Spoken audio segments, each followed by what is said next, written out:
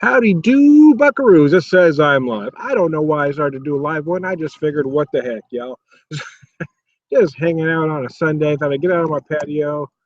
Uh, just started the grill. Got my grill going. Got another one going here. I'm going to smoke some chicken. I'm also going to do some corn. Sorry while I scratched my nose there. Picked up this whiskey the other day, and I got to tell you, I just got it on Friday. I've already drank this much out of it because I am just incredibly enamored by it. Distilled and bottled by Crown Valley Distilling, St. Genevieve, Missouri. 90 proof, 45% Missouri whiskey. Nestled in the hills of St. Genevieve, Missouri, is a spring-fed creek that inspired the namesake of this cold water whiskey. The local distillers of Crown Valley Distillery combine the knowledge of artistry and distilled spirits to create one-of-a-kind whiskey that flows smooth over the rocks like a cold water creek. Sip this fine whiskey. It's sure to chill you with its robust taste and history. Yeah, I got to tell you again, I mean, I am crazy enamored by this stuff. It was $35 a bottle, and it's just amazing. I don't know how long it's aged, and quite frankly, I don't care. It's just that good. It has a lot of dimension. There's a little bit of sweetness on the nose. Excuse me, I scratched. All of a sudden, my nose started itching. There's a lot of pollen and crapola in the air. But it has these cinnamon-like notes and these fudge-like notes. That's just freaking gorgeous. It just, wow.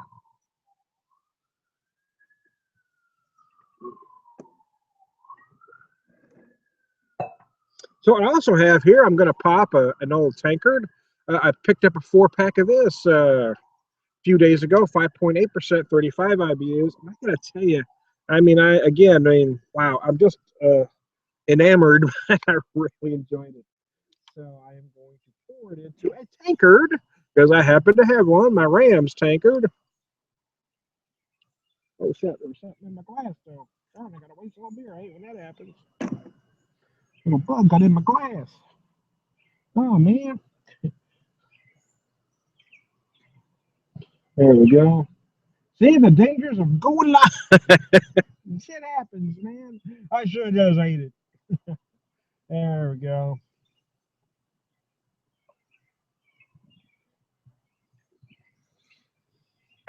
So my wife would say, just eat it and shut up. But now we're talking about something else here. Anyway, see if I can pour this one without getting bugs in it now. Old tankard. Again, yeah, I did a video for this the other day. This is the third can I've had of the 4-pack, and I really, really, really, really, really, really, really like it. There we go. Yeah, it's got a very nice amber, almost has a reddish hue to it.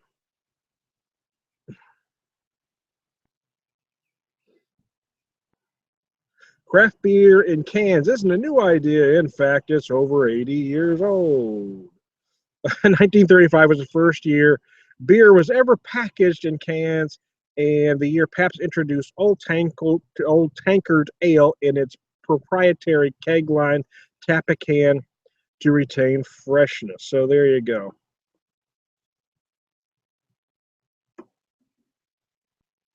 Oh, I enjoy the heck out of this beer. I tell you, man, it's one of those beers, one of those rare beers that works in spring, summer. It's going to work in fall, winter because it has enough refreshing qualities and it has enough satisfying qualities. One of those that's going to work in both directions.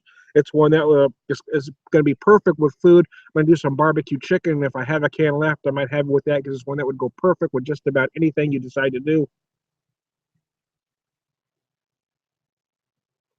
Oh, oh yeah, guys, that was nice. Mm. The website has a detail of what's in it. I don't have that website pulled up at the moment. I don't think. I can't see, man. Let's see. No, I had it up here before, but I lost it. Oh, well, so never mind. But yeah, I mean, it's just one of those beers that just works. Like I said, I did a video. It's got all the information in it, but, just thought I'd come out here. I was going to do a video. I'm just going to go live and just BS and see what crosses my mind at any given frickin' moment. This whiskey just turns me on to know it. I gotta tell you, I just love the heck out of it.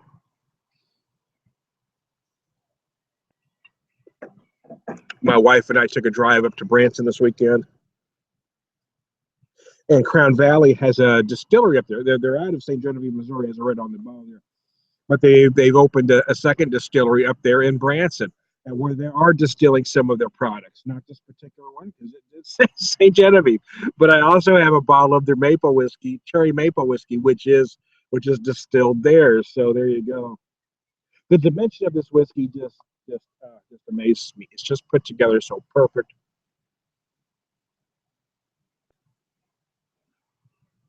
Mm. There's a hint of sweetness going on there. Just the slightest hint. You get those cinnamon notes that originally when I first had it, I thought maybe rye was in it, but no, the cinnamon comes from the particular Missouri American white oak that they use. I believe he said the barrels are made in Cuba, Missouri.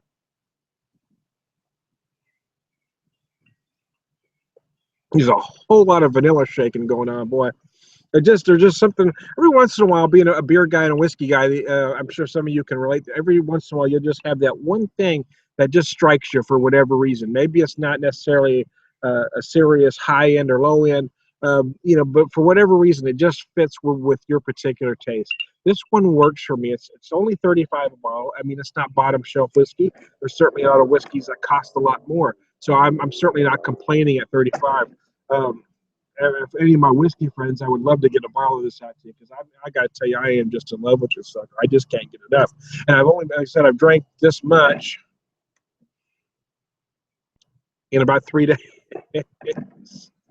So, I mean, it was just, I mean, I don't pop a bottle and finish. I've only had a couple shots.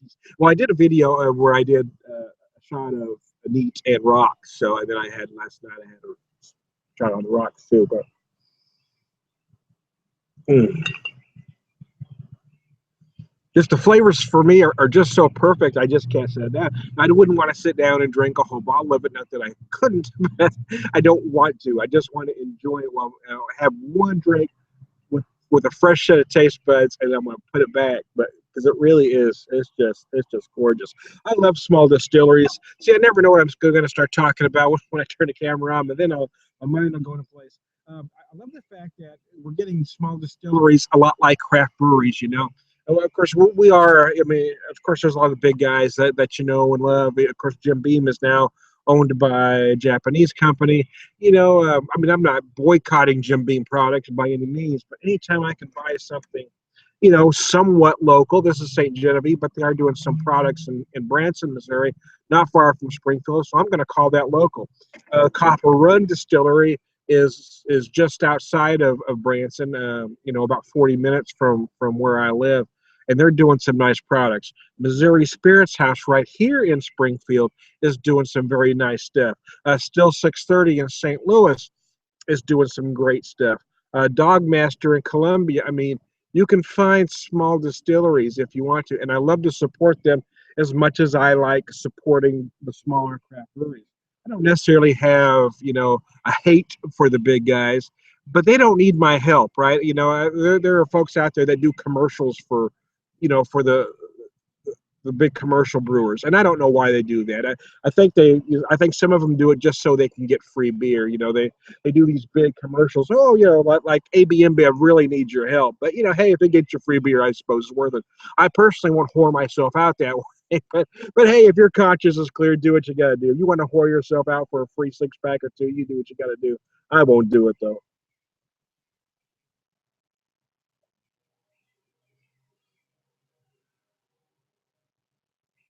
Oh, this is nice. So yeah, is it like I would change subjects like that?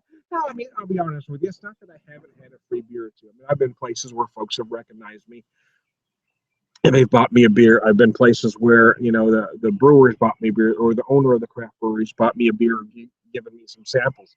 But one, I haven't asked for them. I'm not going around trying to pimp myself out. And I don't have folks sending me beer other than friends that I'm doing beer trades with. I do have some friends that will just send me some beer if they want me to try something, and when I get a chance, I reciprocate back. But there are the guys that they do these love letter videos for those big guys, like they really need help, just so they can, get a free six pack or two. It seems despicable to me, but if your conscience is clear, you do what you got to do. I just refuse to do it. I just think it's cheap, needy, and it calls your integrity into question. Again, went off on a tangent there, didn't I? Like I said, I never know what's going to happen. Go back to Crown Valley. Yeah, we went out there. They do a tasting. They've got, I guess, the way the liquor laws are set up, you can do one or the other. They have a free tasting where they give you, can have specific ones you pick. But then they have a couple different paid tastings, and you can't do a free tasting and a paid tasting in the same day. But you could do one or the other. I ended up doing a paid tasting because, one, I've had most of all the Crown Valley beers that were on the list, I'd had all but one before. So I wanted to do a whiskey tasting, and to be honest, I had most of the whiskeys on the list, but I wanted to sample and kind of experiment with some. And I hadn't had this cold water before, and I was very interested by it. And I am so glad I did, because like I said, I just love it, love it, love it. Mm. Good God Almighty, that's freaking gorgeous. Again, it's just the notes in there, and it's the way it comes together, right? Everything just comes together at the right time. You do get you do get a touch of sweetness. It uses corn and malted barley. Oh, baby. Uh, but that oak really gives it those little hints of cinnamon notes, but there's also these fudge notes that are mixed in there, and everything just comes together at the right time. There's a whole lot of vanilla mixed up in there.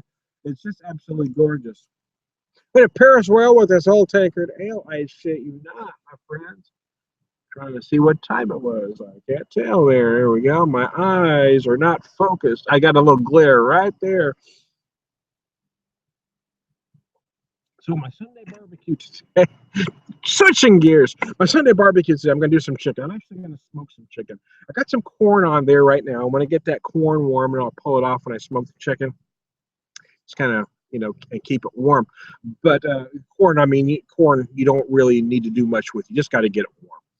So I've got it on there with some butter, and we're gonna be all right. I didn't mean to flip you off. That was kind of an accident. I have Tourette's. Sometimes my body does shit. I don't know what the hell it's doing. I mean, sometimes I do intend to flip people off. Sometimes it just does it by itself, and I don't know what the hell is going on.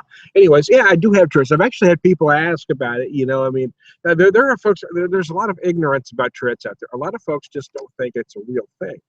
It is. A lot of people have Tourette's. I have Tourette's. I was actually diagnosed. Most are diagnosed younger, but I wasn't diagnosed until I was 32. And I'd always had these mannerisms, these things I did that everybody thought were just quirky. I would pound for no reason. I'd do various things. My mom and dad would just say, "Knock it off!" I couldn't. So, well, and my mom's reaction, and in her defense, there wasn't a whole lot known about Tourette's then, but my mom's reaction was, "Well, I know you're doing it on purpose, because when I bring it to your attention, you stop." Well, because when you bring it to my attention, I notice I'm doing it, and I can concentrate and stop. But when I don't know that I'm doing it, well, I'm doing it. But, she didn't understand what Tourette's was back then. So, I cut mom some slack. My dad was an interesting guy, though. My dad was a World War II vet and a Korean War vet. He actually had a Bronze Star from World War II and a Purple Heart. He was a character. Dad's that old school guy. It seems like folks now want to brag about all their accomplishments, right? Anybody that's and I salute everybody that served, but that generation, that greatest generation, didn't seem to brag like generations after do. My dad didn't really talk about it. The only war stories he ever told is about him and his buddies on leave, and he always told me that anybody that ever talks fondly about a war has never been in one. Dad never told the story about how we got a Bronze Star. I didn't find out that till I was 12 when we went to South Dakota, and one of his buddies told me about what Dad had done and why he received the Bronze Star. And I'll be honest, at that point in my life, we didn't even know he had it. Dad had it put away somewhere. I mean, he didn't display it. He didn't talk about it. And I think that's the difference between subsequent generations. Everybody wants to be patted on the back for every tiniest little thing. Well, that generation just did what the hell they had to do. They did it. They didn't talk about it. They didn't expect to be congratulated, but they should have been. Other generations should have been too. I mean, what was done to Vietnam War vets was despicable, and Americans should be ashamed of themselves for how they treated Vietnam War vets. But again, it just seems like everybody that served should be congratulated. But it does seem like a lot of generations since need and won't want that pat on the back. They want you to know, that generation, my dad's generation, they didn't talk about it. They just did what they had to do. They didn't brag about it, and that's my dad's story. Dad told a lot of stories, but it was never about war. It was always about doing this, to some of the silly things him and his buddies would do. But I don't know. That's just my take on it all. So anyway, hold on just a second. I'm gonna get you to. I'm gonna pour my coals here. There we go. Ooh, let me set that down. That's for me. I'm gonna step away from the camera. Set that down, let my grill warm up. Then I'm gonna put my chicken on shortly, so I'll give this session a couple more minutes, and then we're gonna shut it down. I might start another one. Who knows? I never know what I'm gonna talk about. Man, I don't plan anything. I don't script anything. You like a cohesive show? Maybe I'm not the guy you want to watch. If you want to listen to the ramblings of a madman, here we go. I'm your guy, man. So the Rams going back to L.A. See how I switch subjects? See, there's no telling what I'll do. If folks ask me, are you upset they're going back to L.A.? No, because I was an L.A. Rams fan. I mean, I grew up in Southern California, so, I mean, I was always a Rams fan. I had a Rams jersey when I was a wee lad. I think I was 4 when Dad got me the jersey with the helmet and stuff, and that was before, a lot of folks did that sort of thing. My nose will not quit itching when I get out here. Well, I might have to drop an extra Zyrtec. But yeah, so no, I'm not upset. I was glad to see him in St. Louis. Of course, most of you know out there that know me, we lost our son Seamus. It's been just over 3 years now. It was April 23rd of 2013 when we lost him to leukemia. So it's just been a tough road for my wife and I since then. But I was glad they were in St. Louis at the time. Actually, we got to go to 2 Rams games, shortly before, just a few months before we lost him. So that was nice. And the one game we got to go to, a friend actually, his Pelicans team gave him Rams tickets for his birthday. So we got to go to a game, but because our friend from Seamus' Pelicans team, David Hill, he knew some folks, and he actually got us onto the field. So that was really cool. I mean, Seamus loved it. We were taking pictures. I got some pictures of him with the cheerleaders. It was really cool, and it was just a great day. So anyways, so on that note, I think I'm going to end this session.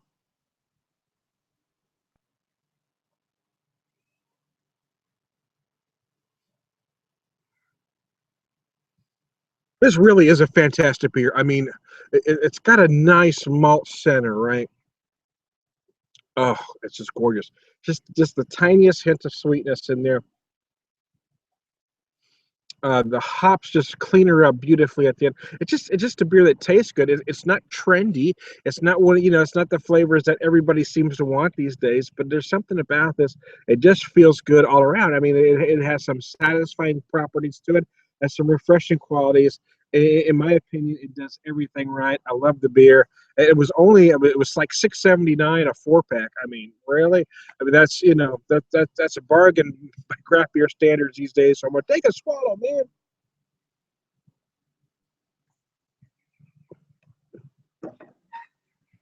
Hey, I'm Tom the Beer Whisperer. I'm gonna keep barbecue and grilling. I think I'm gonna come back with another beer. I might even have some more whiskey. Who knows what I might do? I'm out there, man. Tom's lost him, brothers. Somebody help me. I'll talk to y'all later.